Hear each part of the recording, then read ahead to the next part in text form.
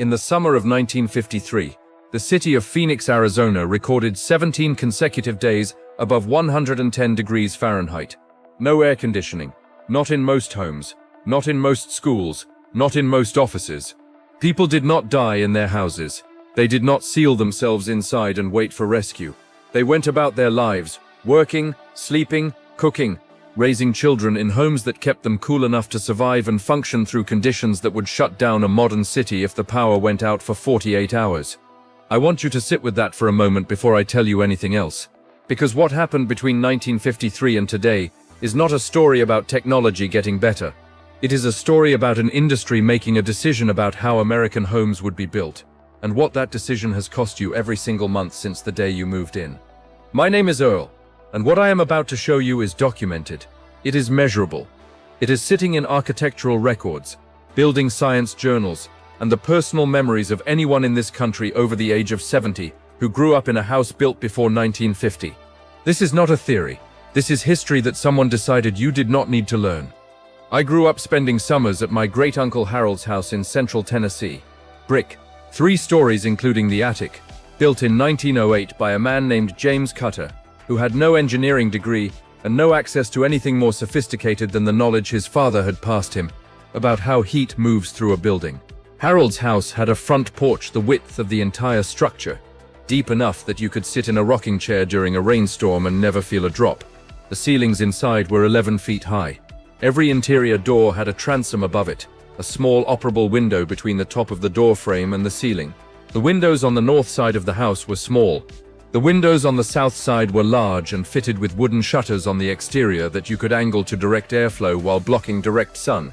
Harold's house in July, in Tennessee, at 2 in the afternoon, was 73 degrees inside. I measured it myself as a teenager with a thermometer I brought specifically because I did not believe it was possible. 73 degrees, no compressor, no refrigerant, no monthly electric bill for cooling. Just a dead man's knowledge about how air moves and how heat behaves, built into every proportion and feature of a house that had been standing for 80 years and would stand for 80 more. I want to tell you about a different house, built in 1987 in the same general region, 8-foot ceilings, thin walls, 2x4 studs with fiberglass bats. Roof with a 4-inch overhang, barely enough to keep rain off the exterior walls. Windows distributed without reference to orientation, the same size on every side of the house because the floor plan was designed by a company that built the same model in Florida and Ohio and Nevada.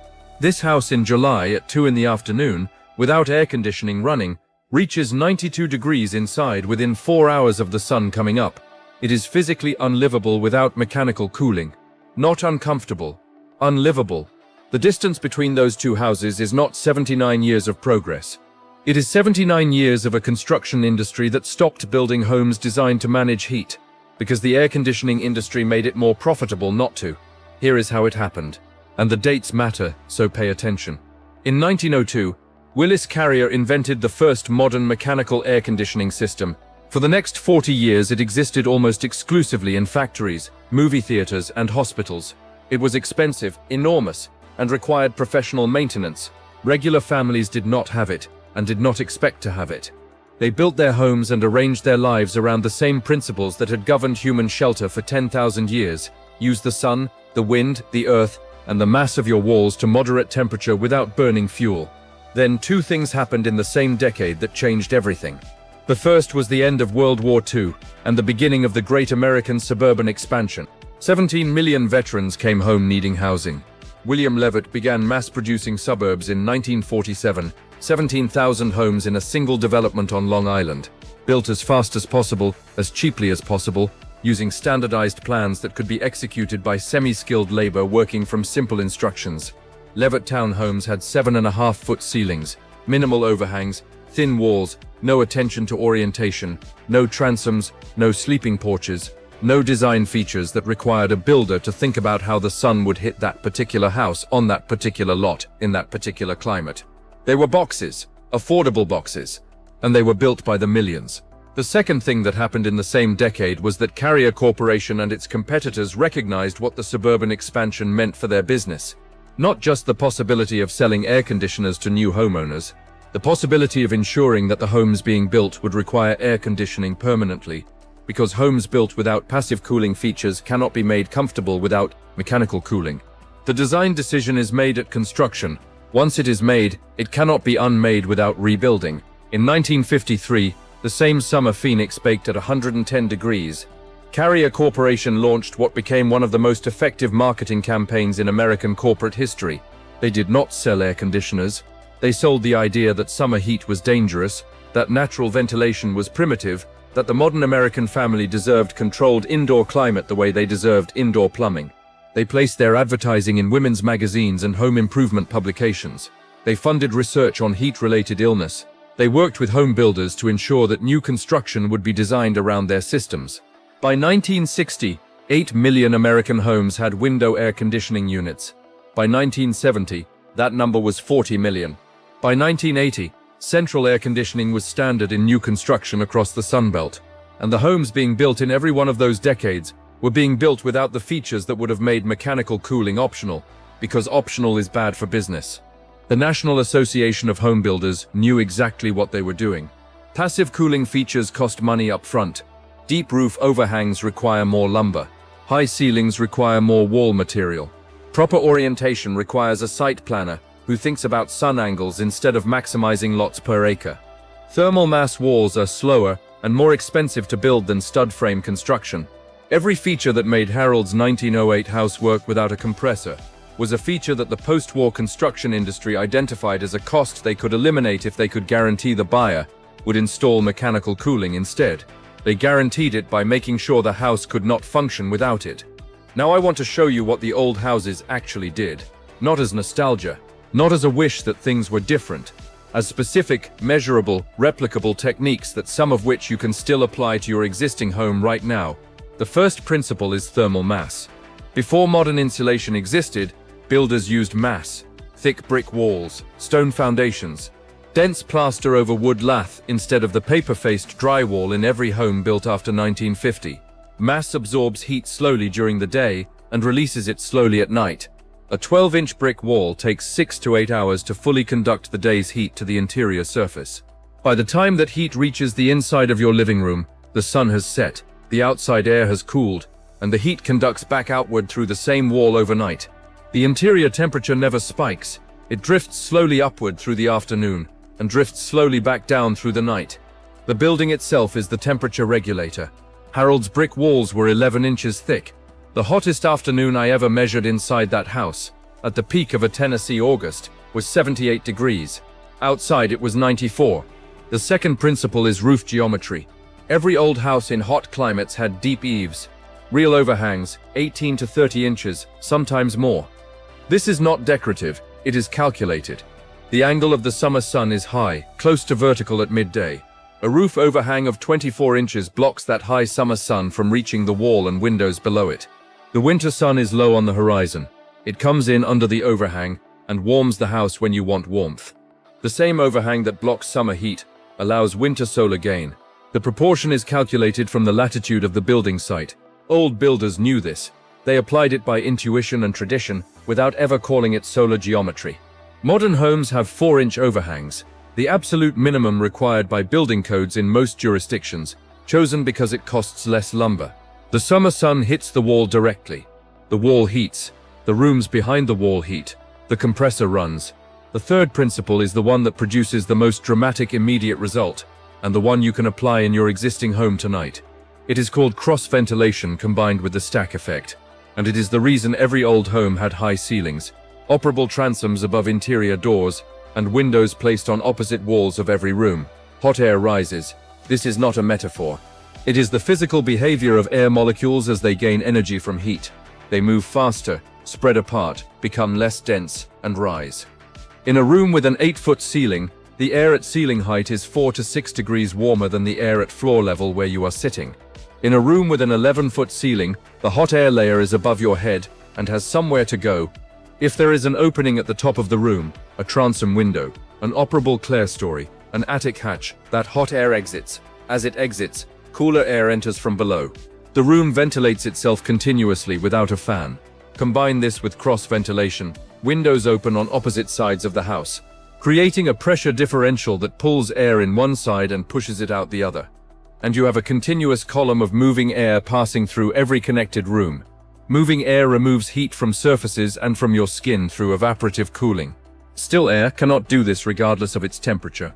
A room at 78 degrees with moving air feels cooler than a room at 74 degrees with still air. This is physics. It is why ceiling fans work. It is why every old porch had a breeze even on still days. The design of the house created the movement, the specific technique that still works in your existing home. Close every window on the windward side of your house when outside temperature drops below inside temperature at night. Open every window on the leeward side completely. Then open your highest accessible point, an attic hatch, a skylight, a high window on an interior stair. The pressure differential draws outside air in through the windward wall gaps and up through the interior, exiting at the top. You will feel the column of moving air within minutes. In a house that has been absorbing heat all day, this sequence can drop the interior temperature 8 to 12 degrees in under an hour with no electricity. The fourth principle is orientation and shade. Old homes were sited on their lots deliberately. The long axis of the house ran east to west in hot climates, maximizing north and south exposure and minimizing the east and west walls that receive low-angle morning and afternoon sun, the most difficult sun to shade with a roof overhang. Old farmsteads were planted with deciduous hardwoods on the south and west.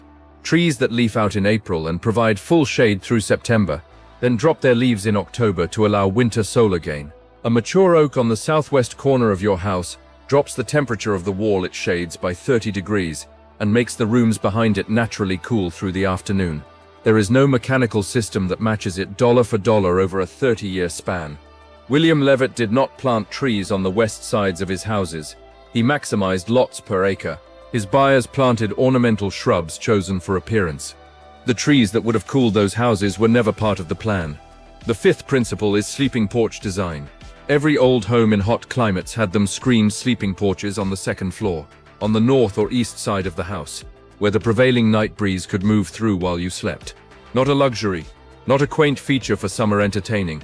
A functional system for sleeping at a livable temperature without mechanical cooling on the hottest nights of the year. Families moved their beds onto the sleeping porch in June and moved them back inside in September.